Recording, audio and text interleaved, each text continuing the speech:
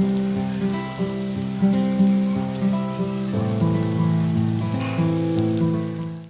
ஹெல்த்தியான ஈவினிங் ஸ்நாக்ஸை எப்படி செய்யுதுன்னு பார்த்துடலாமா? வாங்க. இதுக்கு குக்கரில் எடுத்துக்கோங்க. அதில் 1.5 டம்ளர் பச்சை பயிறு எடுத்துக்கோங்க. அதுக்கு 3 டம்ளர் நான் தண்ணி ஊற்றியிருக்கேன். இதுதான் மெஷர்மெண்ட்டு. அதுக்கப்புறம் என்ன பண்ணணுன்னா, இந்த பச்சை பயிறு வேகிற அளவுக்கு உப்பு நம்ம சேர்த்துக்கலாம். உப்பு சேர்த்துட்டு நம்ம எப்பவும் போல் குக்கரில் ஒரு 3 விசில் விட்டுக்கலாம். 3 விசிலில் பார்த்திங்கன்னா 2 ஹை ஃப்ளேமில் வச்சுக்கோங்க, 1 லோ ஃப்ளேமில் வச்சு 3 விசில் விட்டுக்கலாம். அப்படியே சைடில் நம்ம என்னென்ன பொருள் வேணுங்கிறத ரெடி பண்ணிடலாம் வாங்க. இதுக்கு பூண்டு ஒரு 3 பல் பூண்டு, கொத்தமல்லி தழை, கருவேப்பிலை, அப்புறம் பச்சை மிளகாய், அதுக்கப்புறம் பார்த்திங்கன்னா பெரிய வெங்காயம். இது நான் எடுத்திருக்கேன். ஓகே, இப்போ பச்சை பயிறு பார்த்திங்கன்னா அப்படியே வெந்துருச்சு. பாருங்கள், நல்லா வெந்திருக்கும். இதுக்கு தண்ணி இருக்கும் தான், அது ஒன்றும் பிரச்சனை கிடையாது. தண்ணி நம்ம வடித்து தாளிச்சிடலாம், அது ஒன்றும் ப்ராப்ளம் இல்லை. இப்போ நல்லா வெந்துருச்சு பச்சை பயிறு. அதுக்கப்புறம் நமக்கு இதை தாளிச்சிடலாம். அதுக்கு என்னென்னலாம் நம்ம போடணும் அப்படின்னா, கொஞ்சமாக ஆயில் விட்டுக்கோங்க. ஓகேவா? அதிகமாக ஆயில் வேணாம், கொஞ்சமாக ஆயில் விட்டுட்டு ஆயில் நல்லா காஞ்சதுக்கப்புறமா கடுகு. ஓகேவா? கடுகு நல்லா பொரியணும். அதுக்கப்புறம் பார்த்திங்க அப்படின்னா நம்ம வேணுங்கிற பொருளெல்லாம் ஆட் பண்ணிக்கலாம். அதுக்கு என்னென்னா, ஃபஸ்ட்டு பூண்டு ஒரு 3 பல் 4 பல் எடுத்துக்கோங்க. பூண்டை நல்லா இதானதுக்கப்புறமா, நல்லா வணங்கினதுக்கப்புறமா பெரிய வெங்காயம். இது நான் பெரிய வெங்காயத்தில் ஒரு வெங்காயத்தில் பாதி தான் நான் எடுத்திருக்கேன். அவ்வளோ கூட இல்லை, அதை விட கம்மியாக தான் நான் எடுத்திருக்கேன். பெரிய வெங்காயம் நல்லா வணக்கணும்.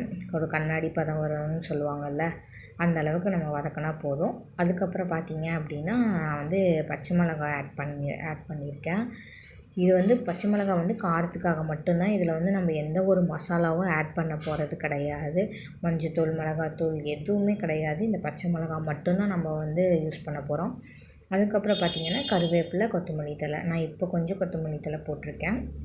கருவேப்பிலை, கொத்தமல்லி தழை, ஓகேங்களா? அதையும் போட்டு நல்லா வணக்கிக்கலாம்.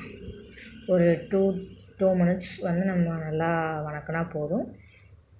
ஓகேவா? இது ரொம்பவே ஹெல்த்தியான ஒரு ரெசிபி. இப்போ ஸ்கூல் போகிற குழந்தைங்கள்லாம் ஈவினிங் வந்ததுக்கப்புறம் ஏதாவது ஸ்நாக்ஸ் வேணும் சாப்பிட்றதுக்கு கேட்பாங்க. அப்போ நீங்கள் இந்த மாதிரி டிஷ்ஷஸ்லாம் செஞ்சு கொடுத்தீங்கன்னா சீக்கிரம் செஞ்சிடலாம். ரொம்பவே ஈஸியான ரெசிபி, ஒன்றுமே இல்லை. பச்சைப்பயிறு கொஞ்சம் வேக வச்சு ஜஸ்ட்டு நம்ம தாளிச்சோன்னா முடிஞ்சுது, அவ்வளோதான். ஓகேங்களா? இப்போ நல்லா வணங்கினதுக்கப்புறமா நம்ம பச்சைப்பயிறு போட்டுக்கலாம். ஓகேங்களா? தண்ணி எல்லாத்தையும் வடிச்சிடுங்க. தண்ணியெல்லாம் வடிச்சிட்டு அதுக்கப்புறம் போட்டுக்கோங்க. ஓகே, இப்போ நான் எல்லா பச்சை பயிரையும் போட்டுட்டு நல்லா வணக்கணும். நம்ம இதிலே சுண்டிடும். அது கொஞ்சம் இருந்துச்சு அப்படின்னா நீங்கள் எதுவுமே பண்ண தேவையில்ல, அப்படியே வடித்து இதில் போட்டுக்கிட்டால் போதும். ஃபைனலாக சால்ட்டு நம்ம ஆல்ரெடி நம்ம பச்சைப்பயிறு வேகிறப்ப நம்ம போட்டிருப்போம். இப்போ பார்த்திங்கன்னா வணக்கிறப்ப கொஞ்சமாக போட்டுக்கோங்க, அவ்வளோதான். இது ஒரு 2 to 3 மினிட்ஸ் நல்லா வணக்கிட்டிங்கன்னா தண்ணியெல்லாம் எதுவுமே இருக்காது, கொஞ்சம் தண்ணி கூட இருக்காது. இப்போ இதை நம்ம கொத்தமல்லி தழை தூவி இறக்கிடலாம், அவ்வளோதான். ரொம்பவே டேஸ்டியான, ரொம்பவே ஈஸியான ஒரு ரெசிபி. அது மட்டும் இல்லை, ரொம்ப ஹெல்த்தியான ரெசிபி கூட. இது மாதிரி நம்ம டெய்லி செஞ்சு சாப்பிட்லாம். பச்சைப்பயிறு, கொள்ளுப்பருப்பு, சுண்டல். அப்படியே சைடில் பார்த்திங்கன்னா நான் இஞ்சி டீ ரெடி பண்ணியிருக்கேன். ரொம்பவே நல்லா இருந்தது காம்பினேஷன். நீங்களும் ட்ரை பண்ணுங்கள்.